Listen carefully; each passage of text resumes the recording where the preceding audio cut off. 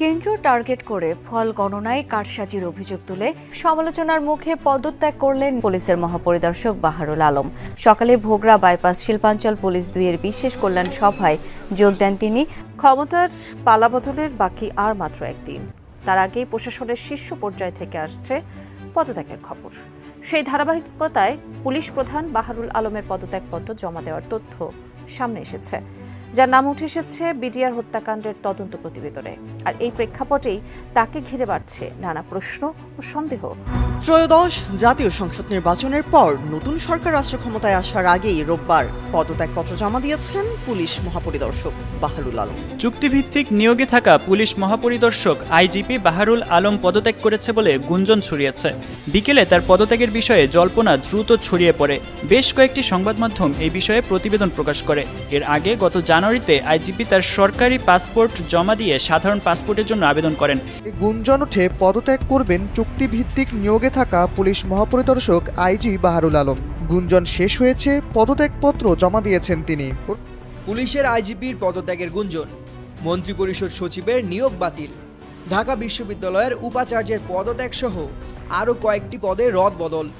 BNP সরকার আনুষ্ঠানিকভাবে দায়িত্ব নেওয়ার আগে সরকারি ও গুরুত্বপূর্ণ এই পদগুলো নিয়ে কেন হচ্ছে রদবদল?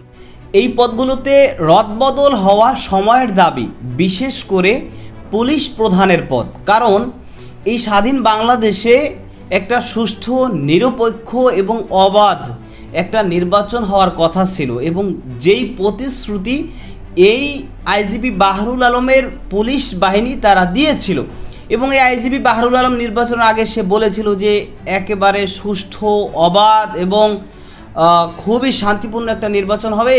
এই নির্বাচনে কোনো কারচুপি হবে না, কোনো ইঞ্জিনিয়ারিং হবে না, কিছুই হবে না। অথচ আমরা দেখলাম যে এই নির্বাচনের অধিকাংশ জায়গায়, বাংলাদেশের বিভিন্ন জায়গায় নির্বাচনের ফলাফল কারচুপি হলো, ইঞ্জিনিয়ারিং হলো, এবং এই বিষয় নিয়ে পুলিশদের পক্ষ থেকে কোনো পদক্ষেপ নেওয়া হয়নি। অথচ হাজারো কোটি টাকা ব্যয় করে এই পুলিশ বাহিনীদেরকে প্রত্যেকটা কেন্দ্রে তাদের সাথে বডি অন ক্যামেরা লাগানো হয়েছিল, অর্থাৎ শরীরের সাথে ক্যামেরা লাগানো থাকবে। যদি কোনো কেন্দ্রে ফলাফল কারচুপি বা কোনো ধরনের কোনো সমস্যা হয় তাৎক্ষণিকভাবে ব্যবস্থা নেবে। অথচ বাংলাদেশের কোনো জায়গায় আমরা এই নির্বাচনে দেখলাম না যে এই পুলিশ সদস্যরা তারা এই বডি অন ক্যামেরার মাধ্যমে কোনো ধরনের কোনো ফলাফল কারচুপি বা নির্বাচনী ইঞ্জিনিয়ারিং রোধ করেছে।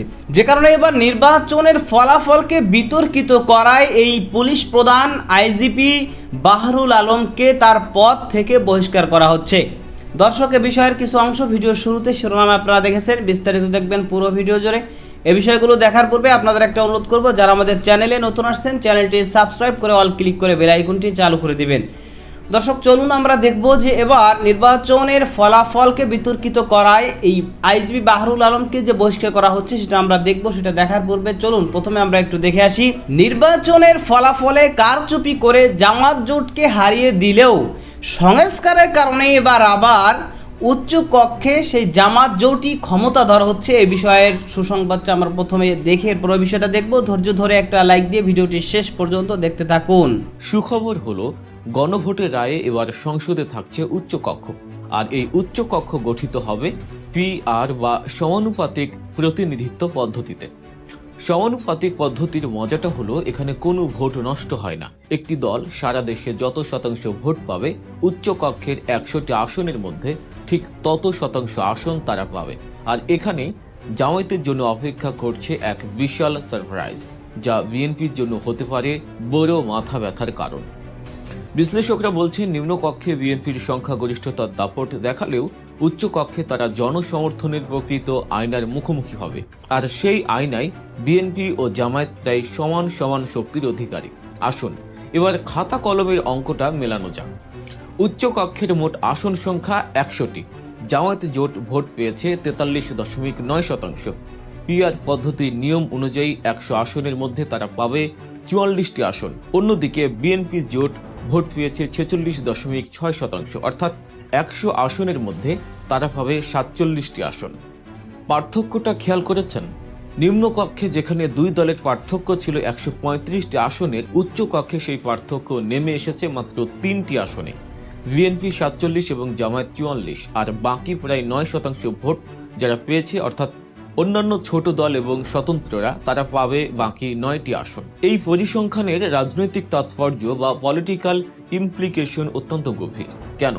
কারণ উচ্চ কক্ষে কোনো বিল বা আইন পাশ করতে হলে প্রয়োজন হয় ম্যাজিক নম্বর 51, অর্থাৎ 100 জনের মধ্যে অন্তত 51 জনের সমর্থন লাগবে। উচ্চকক্ষে বিএনপির আছে 47টি আসন, কিন্তু কোনো বিল পাশ করতে তাদের লাগবে 51টি ভোট, অর্থাৎ তাদের হাতে প্রয়োজনীয় সংখ্যক ভোট নেই। বিএনপি চাইলেই একা কোনো আইন পাশ করতে পারবে না। তাদেরকে বিল পাশ করতে হলে হয় জামায়াতের সমর্থন নিতে হবে, অথবা ওই ছোট দলগুলোর 9 জন সদস্যের সমর্থন ম্যানেজ করতে হবে। নিম্ন কক্ষে বিএনপির 212টি আসন নিয়ে হয়তো সংবিধান সংশোধন বা যে কোনো আইনের প্রস্তাব খুব সহজেই আনতে পারবে। সেখানে জামায়াতের 77 জন এমপি হয়তো খুব বেশি বাধা দিতে পারবেন না, কিন্তু সেই বিল যখন চূড়ান্ত অনুমোদনের জন্য উচ্চ কক্ষে যাবে, তখনই শুরু হবে আসল খেলা। উচ্চ কক্ষে বিএনপি এবং জামায়াতের শক্তি প্রায় সমান সমান, কেউ এককভাবে 51টি আসন পায়নি। যদি জামায়াত মনে করে যে বিএনপি সরকার কোনো জনস্বার্থ বিরোধী বিল এনেছে বা তাদের রাজনৈতিক স্বার্থে আঘাত লাগছে, তবে তারা ভেটো দিতে পারে বা বিরোধিতা করতে পারে। বিএনপির 47 জন সদস্য একা সেই বিল পাশ করতে পারবে না। এখন যদি অন্যান্য দলের 9 জন সদস্য জামায়াতের সাথে হাত মেলায়, তাহলে অঙ্কটা দাঁড়াবে 44 যোগ 9 সমান 53টি আসন, অর্থাৎ বিএনপি তখন উচ্চ কক্ষে হেরে যাবে। এর সোজা মানে হলো আগামী সরকার চাইলেই একতরফা কোনো সিদ্ধান্ত জনগণের উপর চাপিয়ে দিতে পারবে না। নিম্ন কক্ষে তারা যতই শক্তিশালী হোক, উচ্চ কক্ষে তাদের জামায়াতের সাথে সমঝোতা করতেই হবে। এটি হলো হ্যাঁ ভোটের বা গণভোটের আসল বিজয়। এখন প্রশ্ন আসতে পারে, তাহলে কি ওই ছোট দলগুলো যাদের হাতে মাত্র 9টি আসন, তারাই কি হতে যাচ্ছে আগামী দিনের কিংমেকার? রাজনীতির পরিভাষায় একে বলা হয় ব্যালেন্স অফ পাওয়ার। কোনো বিল পাশ করতে হলে উচ্চ কক্ষে প্রয়োজন 51টি আসন, যা বিএনপি বা জামায়াত কারোরই একার নেই। ফলে এই ছোট ছোট দলগুলোর গুরুত্ব বেড়ে যাবে বহুগুণ। এর সাথে সাথে বাংলাদেশের রাজনীতিতে বহুদিনের পুরনো ইয়েস মিনিস্টার সংস্কৃতির অবসান ঘটতে যাচ্ছে। আমরা এতদিন সংসদে দেখেছি সরকারি দল যা বলে তাই আইন হয়ে যায়। বিরোধী দল সংসদে চিৎকার করলেও সংখ্যার জোরে সব বিল পাশ হয়ে যায়। একে বলা হয় ব্রুট মেজরিটি বা সংখ্যার দাপট। কিন্তু উচ্চ কক্ষ বা আপার হাউস সেই দাপট চিরতরে বন্ধ করে দেবে। ধরুন নিম্ন কক্ষে বিএনপি 212 ভোটের জোরে কোনো বিতর্কিত আইন পাশ করে ফেলল, কিন্তু সেই আইন যখন উচ্চ কক্ষে আসবে, তখন জামায়াত এবং ছোট দলগুলো মিলে তা আটকে দিতে পারবে। তখন বিএনপিকে বাধ্য হয়ে জামায়াতের সাথে টেবিলে বসতে হবে। তাদের বলতে হবে, আসুন আমরা আলোচনা করি, বিলে কি পরিবর্তন করলে আপনারা সমর্থন দেবেন। এই যে আলোচনা, এই যে সমঝোতা, এটাই গণতন্ত্রের প্রাণ। এর ফলে সংসদে আর তড়িঘড়ি করে কোনো কালো আইন পাশ হবে না। প্রতিটি আইন পুঙ্খানুপুঙ্খভাবে যাচাই বাছাই হবে। সংসদে ফিরবে যুক্তিতর্ক ও বিতর্কের স্বর্ণযুগ। এই নির্বাচনের ফলাফল আমাদের চোখে আঙুল দিয়ে দেখিয়ে দিল সনাতন নির্বাচনী পদ্ধতি বা ফার্স্ট পাস্ট দ্য পোস্ট কতটা ত্রুটিপূর্ণ হতে পারে। মাত্র 2.7% ভোটের ব্যবধানে একটি দল 135টি অতিরিক্ত আসন পেয়ে যায়। এটি কি ন্যায় বিচার? কিন্তু উচ্চ কক্ষ সেই অন্যায়ের প্রতিকার করেছে। সমানুপাতিক পদ্ধতির কারণে জামায়াত জোট তাদের 43.9% ভোটের পূর্ণ মর্যাদা ফিরে পেয়েছে। নিম্ন কক্ষে 212টি আসন আসলে একটি ইলিউশন বা বিভ্রম মাত্র। উচ্চ কক্ষের 47 বনাম 44ই হলো মাঠের আসল চিত্র।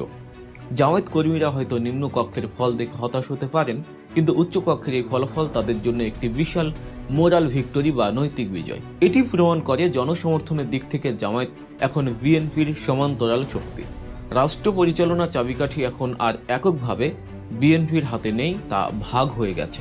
এখন প্রশ্ন হলো, আগামী সরকার কি এক নায়কতন্ত্রের দিকে যাবে, নাকি বাংলাদেশে এক নায়কতন্ত্রের পথ চিরতরে বন্ধ হয়ে গেছে? উচ্চকক্ষের এই সমীকরণ নিশ্চিত করেছে যে আগামী সরকার চাইলেও স্বৈরাচারী হতে পারবে না। সংবিধান সংশোধন বা গুরুত্বপূর্ণ নীতি নির্ধারণের ক্ষেত্রে উচ্চকক্ষের 2/3 বা সংখ্যাগরিষ্ঠতা প্রয়োজন হবে। বিএনপি এবং জামায়াত মিলে যদি একমত না হয়, তবে সংবিধানের একটি কমাও পরিবর্তন করা সম্ভব হবে না। এটি বাংলাদেশের সাধারণ মানুষের জন্য একটি বড় স্বস্তির খবর। জুলাই বিপ্লবের মূল স্পিরিট বা চেতনা ছিল ক্ষমতার ভারসাম্য। উচ্চকক্ষের এই ফলাফল সেই ভারসাম্যই নিশ্চিত করেছে। এখন থেকে সরকারকে প্রতিটি পদক্ষেপ ফেলার আগে বিরোধী দলের কথা ভাবতে হবে। সংখ্যাগরিষ্ঠতার জোরে দেশ চলবে, এই মানসিকতা এখন জাদুঘরে পাঠানোর সময় এসেছে। উচ্চকক্ষের এই ফলাফল কেবল জামায়াতের জয় নয়, এটি বাংলাদেশের প্রতিটি ভোটারের জয়। আপনার ভোটটি নিম্নকক্ষে গিয়ে হয়তো কোনো এমপি বানাতে পারেনি, কারণ আপনার প্রার্থী হেরে গেছে, কিন্তু উচ্চকক্ষে গিয়ে সেই ভোটটি ঠিকই একজন প্রতিনিধি তৈরি করেছে। জামায়াত জোটের এই বাজিমাত প্রমাণ করে কৌশল এবং পদ্ধতির সঠিক প্রয়োগ হলে সংখ্যার খেলা উল্টে দেওয়া যায়। সংসদে এখন আর একতরফা বুলি বা মনোলগ হবে না, হবে ডায়ালগ। আগামীর বাংলাদেশ দেখবে এক নতুন রাজনৈতিক সংস্কৃতি, যেখানে সংখ্যা নয়, যুক্তি হবে শেষ কথা। চুক্তিভিত্তিক নিয়োগে থাকা পুলিশ মহাপরিদর্শক আইজিপি বাহারুল আলম পদত্যাগ করেছে বলে গুঞ্জন ছড়িয়েছে। এরপরই বাহারুল আলম তার পদত্যাগের খবর অস্বীকার করেছেন। রবিবার সন্ধ্যায় ঢাকা ট্রিবিউনের সাথে আলাপকালে তিনি এই দাবি উড়িয়ে দিয়ে বলেন, আমি পদত্যাগ করিনি। বিকেলে তার পদত্যাগের বিষয়ে জল্পনা দ্রুত ছড়িয়ে পড়ে। বেশ কয়েকটি সংবাদ মাধ্যম এই বিষয়ে প্রতিবেদন প্রকাশ করে। এর আগে গত জানুয়ারিতে আইজিপি তার সরকারি পাসপোর্ট জমা দিয়ে সাধারণ পাসপোর্টের জন্য আবেদন করেন। এ বিষয়ে জানতে তার মোবাইল ফোনে একাধিকবার যোগাযোগের চেষ্টা করা হলেও সাড়া পাওয়া যায়নি। 2024 সালের 5 আগস্ট আওয়ামী লীগ সরকারের পতনের পর দেশের বিভিন্ন প্রশাসনিক পদে রদবদল হয়। এর ধারাবাহিকতায় সে বছর 21 নভেম্বর বাহারুল আলমকে আইজিপি হিসেবে নিয়োগ দেওয়া হয়। এর আগে 2020 সালে তিনি পুলিশ বিভাগ থেকে অবসরে গিয়েছিলেন। অন্তর্বর্তী সরকার তাকে 2 বছরের জন্য চুক্তিভিত্তিকভাবে আইজিপি পদে নিয়োগ দেয়।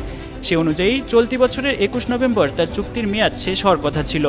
বাংলাদেশের ইতিহাসে যত নির্বাচন হয়েছে তার মধ্যে এইটা একটা অন্যতম নির্বাচন, যেই নির্বাচনে এদেশের মানুষ স্বতঃস্ফূর্তভাবে নির্বাচনে অংশগ্রহণ করেছে এবং পাশাপাশি এদেশের মানুষের একটা আশা আকাঙ্ক্ষা ছিল যে এই নির্বাচনটা একেবারে অবাধ, শান্তিপূর্ণ এবং সুষ্ঠু বিতর্ক মুক্ত একটা নির্বাচন হবে, যেই নির্বাচন নিয়ে কারো কোনো ধরনের বিতর্ক থাকবে না বা কারো কোনো ধরনের আপত্তি থাকবে না।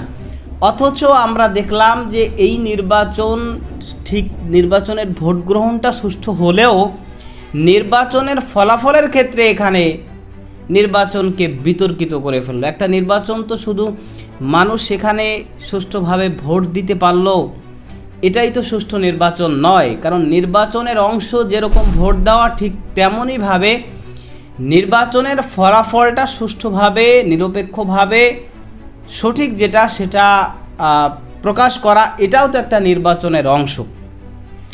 সুতরাং ভোট গ্রহণটা সুষ্ঠু হলেও যদি ফলাফল প্রকাশটা সুষ্ঠু না হয় তাহলে এই নির্বাচনটাও বিতর্কিত। তো বাহিরের থেকে মানে দেশের বাইরে বিশেষ করে আন্তর্জাতিক মহল তারা এই বিষয়টা দেখেছে প্রকাশ্যে যে না ভোট গ্রহণটা সুষ্ঠু হয়েছে, যে কারণে কিন্তু তারা বেশি একটা আওয়াজ করেনি। কিন্তু এদেশের মানুষ জানে যে এই নির্বাচনে কি হয়েছে, কারণ এদেশের মানুষ এখন আর বোকা নয়। এদেশে ভিতরগতভাবে কোথায় কি হয় এটা এদেশের মানুষ বুঝে, যেই কারণে কিন্তু এদেশের মানুষই এই নির্বাচন নিয়ে আপত্তি করছে এবং অধিকাংশ মানুষ নির্বাচনের পর যত জরিপ হয়েছে প্রত্যেকটা জরিপেই অধিকাংশ মানুষের রায় হচ্ছে যে না, নির্বাচনে ফলাফল কারচুপি হয়েছে, ইঞ্জিনিয়ারিং হয়েছে। অর্থাৎ সুষ্ঠু মানে সূক্ষ্মভাবে নির্বাচনকে বিতর্কিত করা হয়েছে, নির্বাচনের ফলাফলকে পরিবর্তন করে দেওয়া হয়েছে। তো আমরা এই স্বাধীন বাংলাদেশে এই 26 সালের এই জাতীয় নির্বাচন কোনোভাবেই এরকম একটা ইঞ্জিনিয়ারিং বা ফল কারচুপির নির্বাচন হবে এটা আমরা কখনো কেউই প্রত্যাশা করিনি। তো যেই কারণে এদেশের মানুষের দাবি যে যারা এই ঘটনার সাথে জড়িত তাদেরকে যেন উপযুক্ত বিচারের মুখোমুখি করা হয়। আপনি এই দাবির সাথে একমত পোষণ করেন কিনা সেটা কমেন্ট সেকশনে জানাতে পারেন। ভালো থাকবেন, সুস্থ থাকবেন, দেখা হবে নতুন কোনো ভিডিওতে, কথা হবে নতুন কোনো বিষয়। আজকে পর্যন্তই, আসসালামু আলাইকুম ওয়া রাহমাতুল্লাহ।